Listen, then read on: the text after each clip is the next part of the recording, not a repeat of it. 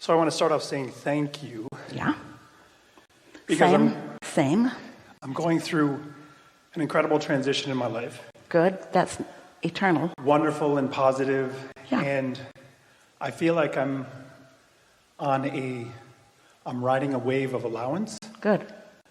Where I know I'm supposed to be the conductor, but it feels like I'm really just accepting and allowing. You know what you're describing there? Bit by bit, you put it into the vortex, and it's been gestating. And the cooperative components have been gathered, and the momentum has been building. And so it's in the process of becoming. It's in the process of bursting onto the scene, into manifestation. And you're right there, and you can feel that. That's the best spot. That's where you just want to be. And then it bursts on, and you say, oh, yay. And then you say, now what? Now what? But I haven't reached the now what. Because I've heard you describe so many times that exhilaration of the unfolding. Yeah. And that's where I am right now. I literally walked away from what I was... It's so delicious if you can savor the incremental part as much as you savor the moment when it bursts into your bank account or whatever. And there are others who are waiting for the bursting into the bank account moment.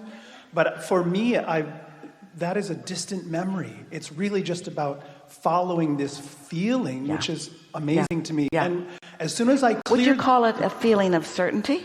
Absolutely. Invincibility? Yes. That ride that wave. Yes. Ride that wave. And when you find yourself, and you might, if you talk to other people who are impatient, when people say, thank you for your patience, Esther always says, you must be thinking of others.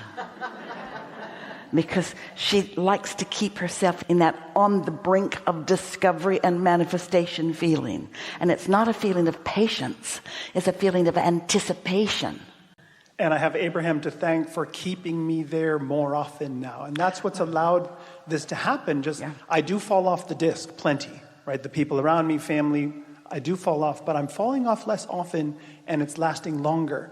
And that's cleared the path. It's truly incredible the past couple of weeks I'm forming a new business, which is completely different from what I've done before, but something I've always loved. It's kind of like I did it as a hobby. That was my greatest joy, and then went back to what I was doing and finally realized this is my greatest joy. This is what I'm going to do for a living. Yeah. And so as soon as I allowed that to happen, all those people are jumping into my path. And do you know why? You know why it's manifesting? The energy is so powerful is because you've been launching those rockets and feeding that vortex, and the law of attraction has been gathering the cooperative components. It's gestating and becoming. It's this inevitable thing that is happening, and you're not in the way of it. The only thing that can stop that is you getting in the way of that. Yes, and what's allowing that, everybody else is blurry. It's just me, my vision, my conviction, my belief, and it's feeling very pure. Yeah. I have to say, for the first time, the last time I remember feeling this way was when I allowed my relationship with my now wife of 25 years to happen. I didn't make a decision. Yeah. I allowed it to happen. You see, so what you're doing the best job. I want to speak to our friend who was in the hot seat before about this. You're doing the best job of describing what your work is in the creative process. And your work is to choose and then not point in opposition.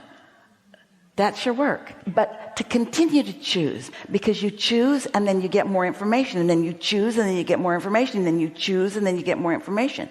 So just keep choosing, but don't point in opposition. We said this earlier, but we think it'll hit home with you more now than it did when we said it earlier today. You're never going to get it done. It's never going to be done. And it's really a good thing when you stop needing the manifestation in order to feel good.